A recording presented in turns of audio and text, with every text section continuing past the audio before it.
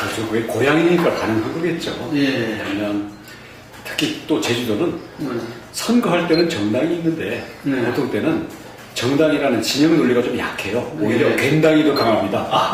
나랑 얽힌 관계, 나랑 같이 경조사를 지내는 관계. 이게 괜당. 괜당을 뭐라 그래요? 아무튼 일가 친척 비슷한 개념이에요.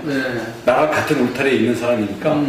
그래서 그게 꼭 정당 따라 가지가 않습니다. 그러다 보니까 다 작년에 지방선거 때는 좀 오랫동안 왔던 그동안의 지방 행정의 그 장기 집권 체제를 좀 바꿔보자. 그런 변화가 진영을 따라서 나왔었기 때문에 그런 게 있었고 기대감이 있었기 때문에 그랬죠.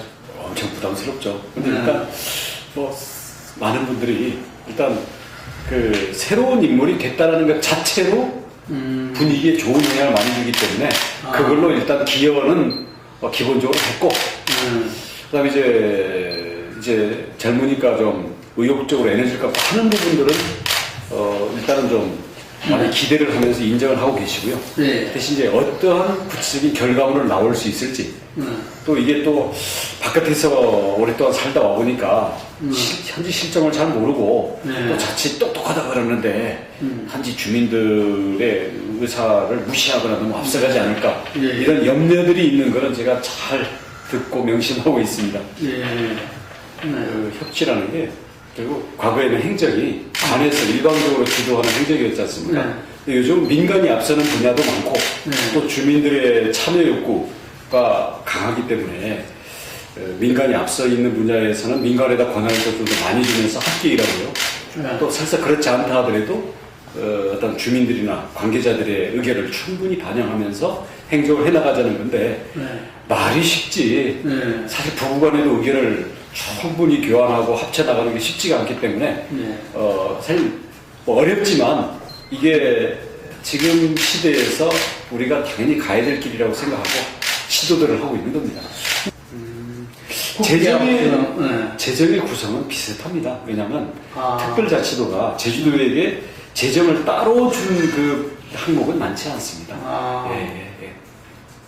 그러면 이게 뭐가 특별자치도 제도를 주겠다는 거죠. 예를 들어서 무비자, 투자 영주권, 그다음 뭐 투자 진흥제도, 그다음 뭐 영어 교육 도시, 그다음 뭐 외국 투자 의료기관 뭐 이런 것들이 있는 거죠. 결론적으로는 저희들이 제주 땅을 잘 지킬 거고요.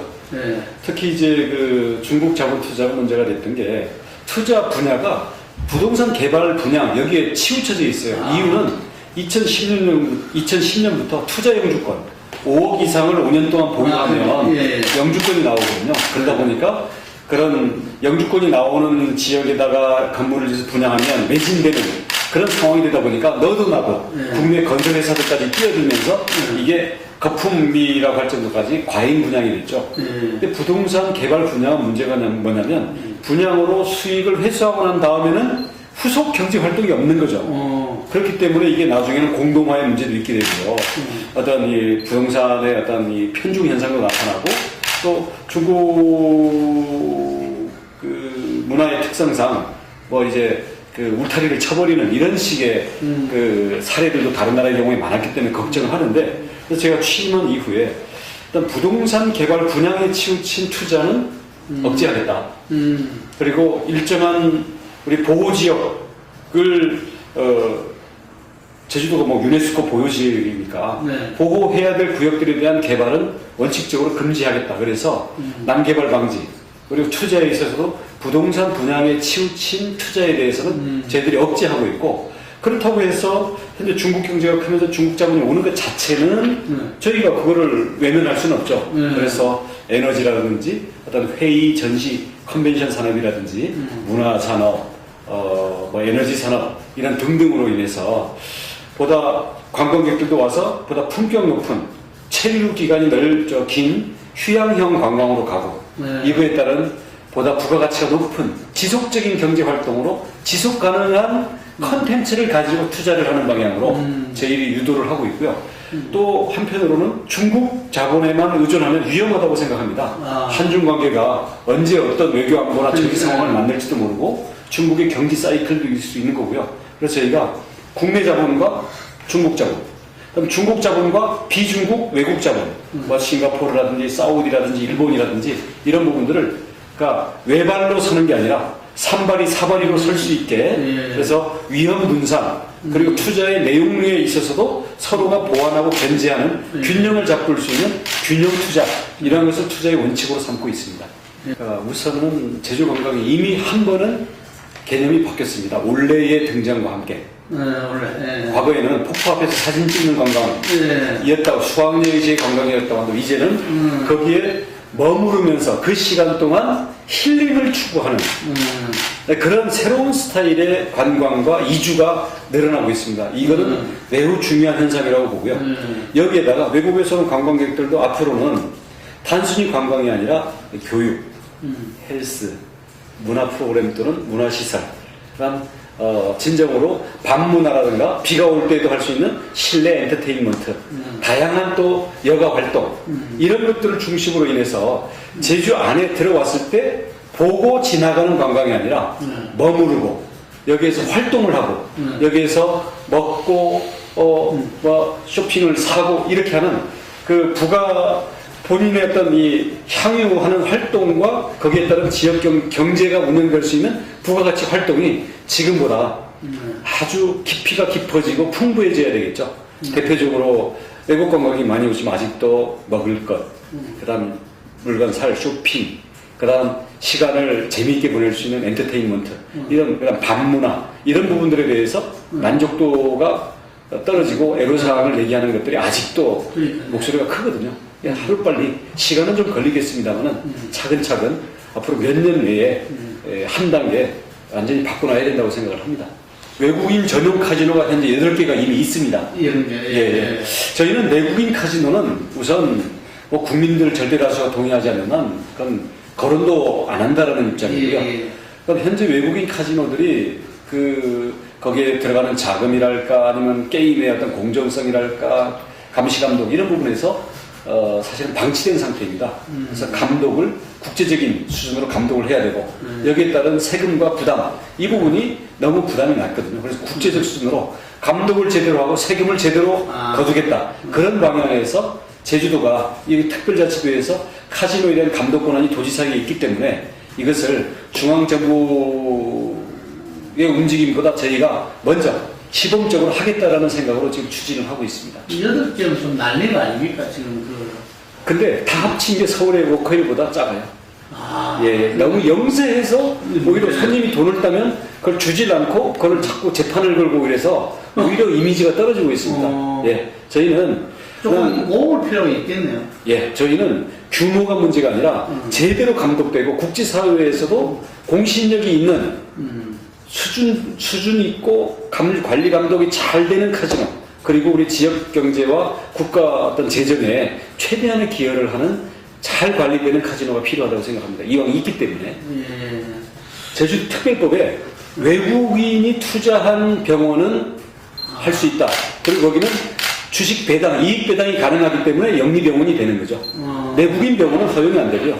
그래서 이제 문제가 외국 보고 투자하라 그러면서 이익 배당을 못하게 하면 한국에 와서 자선사업 하라는 얘기인데 투자하지 말라는 얘기거든요. 그래서 내국인 영리병원은 워낙 건강보험 체계라든가 걱정들이 많기 때문에 그 부분에 대해서는 지금 경계가 쳐져 있는 거고요. 제주도에서 외국 투자병원에 한해서 시험을 해보자는 거니까 저는 해봐야 된다고 생각을 합니다. 그 주된 대상은 외국의 부자 관광객들이 될 겁니다. 그렇죠. 중국의 그 부자 관광객들이 엄청나잖아요. 지금. 그렇습니다. 그 사람들이 어디로 움직이냐에 따라서. 그렇습니다. 그런 사람들이 지금 현재 주로 의료 관광은 싱가포르와 태국으로 가고 있거든요. 그것을 제주도에서 한번 실험적으로 해보자는 거기 때문에 의료 수준은 우리가 더 높지 않습니까? 대한민국이 훨씬 더 높죠. 그래서 중국이 투자하고 우리 의료 기술을 일부 결합한다든지 해서 대신 주로 외국 관광객들 대상. 왜냐면 우리는 건강보험과 가지고 국내에서 서비스를 받을 수 있는데 누가 한국 사람이 예를 들어서 중국인이 투자한 외국 병원에 가겠습니까? 그러니까 그건 지나친 어떤 기후를 가지고 모든 최악의 경우를 대비해가지고 거기에 대해서 원천적으로 반대를 하는데요. 그러려면 특별법에서 아예 없애든지. 그러니까. 지금 그게 이제 국회에서 그게 바뀌어야 되는 거니까. 아니, 특별법에 할 수 있도록 돼 있고, 네. 특별법에 따라서 저희가 자격 요건이 되는 거는 허가를 내주도록 돼 있습니다. 근데 허가가 안 된다는 거. 허가 지금 심의 중입니다. 1호 병원이. 1호 병원. 네, 저희들은 조금이라도 문제가 있으면 허가를 반려하고 있습니다. 근데 허가를 신청을 했는데 저희들이 문제 없으면 허가를 내야 되는 허가는 거죠. 이제 중앙정부에서 하는 겁니까? 보건복지부가 승인을 하고 제주도가 허가를 하도록 되어 있습니다. 그러니까 더블 시스템이죠. 예, 더블 체크 시스템입니다. 중앙 30년까지 네.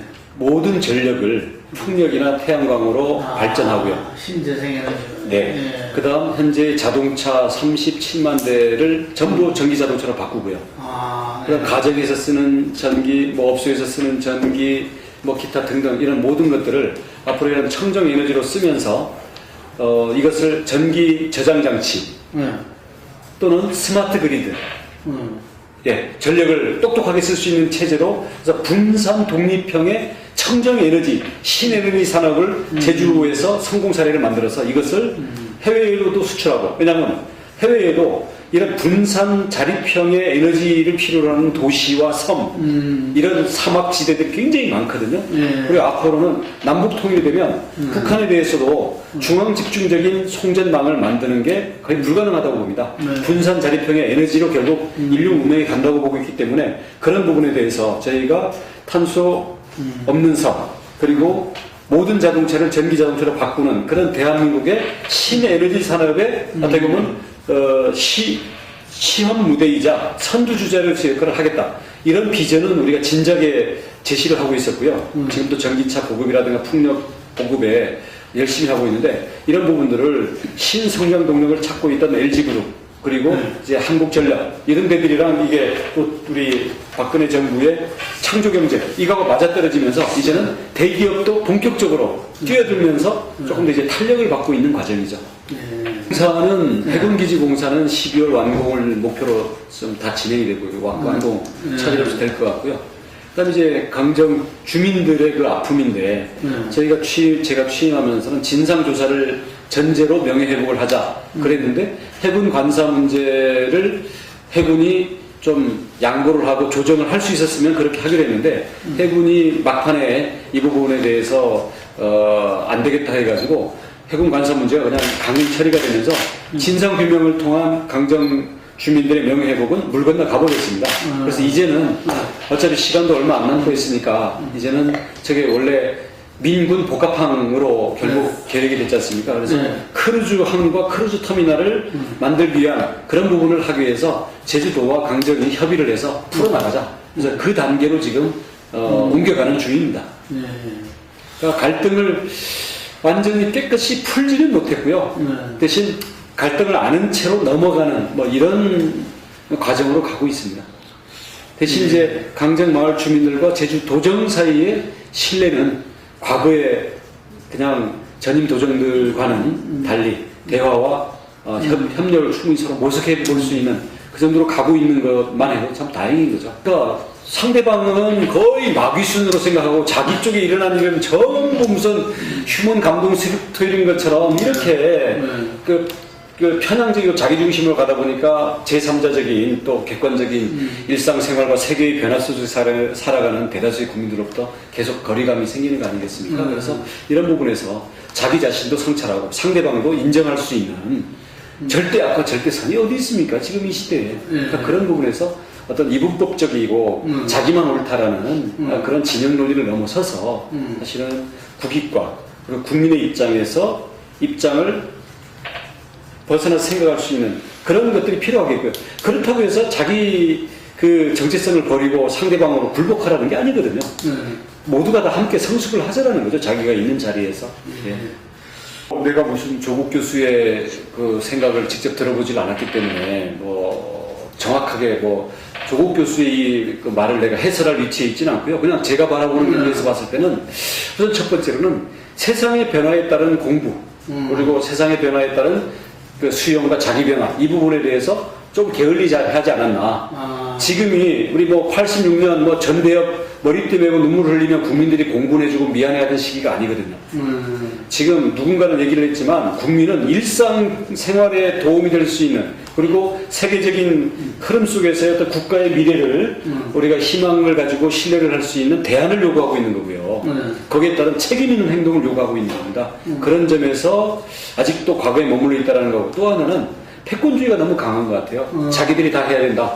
그래서 공천권, 야당의 무슨 당직, 뭐 이런 거 행사하는 거 보면은 어떤 그 패권에 대한 얘기가 그 안에서도 아주 심하게 들리는 거 보면은 운동을 할 때는 사실은 뭐 물론 우리가 주도해야 세상이 바뀐다 뭐 이런 거는 젊은 패기로는 좋지만 내가 아니면 안 된다. 우리끼리 서로 그 나름대로 스크럼을 형성한 사람들끼리 모든 것들을 주도하겠다라는 것은 그거는 어떤 경우에도 역사에 걸림돌이 된다고 봅니다. 비판을 한다고 해서 적은 아니거든요.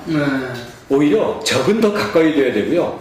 비판하는 소리들을 진심으로 많이 듣고 혹시 그걸 수용해서 더 나은 제3의 안이 있을 거라는 거에 대해서 거의 어떤 습관 내지는 철학 수준의 자세가 필요하다고 생각합니다. 현대사회의 리더십은. 근데 예를 들어서 비판적인 내지는 반대 의견을 얘기하면 아예 모든 부분에서 배제시켜버리고 이렇게 하다 보면 점점 좁아지는 거죠. 그래서 인재풀이 좁다라거나 아니면 의견 수렴의 폭이 좁다라는 이 부분에 대해서 아프게 생각하셔야 될 것 같고 뭐 다른 부분이야. 뭐 생각이 다르고 뭐 소신껏 뭐 국민이 뽑아줬는데 열심히 하고 책임을 지겠다. 뭐 그거야 누가 뭐라 그러겠습니까? 아니 언제든지 국가 경영을 항상 염두에 두고 지금 좁은 범위의 일도 해야 자기 관리도 다이고 사실은 더 일을 잘할 수 있기 때문에 뭐 그 부분 자체는 정치인으로서는 당연한 어떤 하나의 희망이자 의지라고 생각하고요.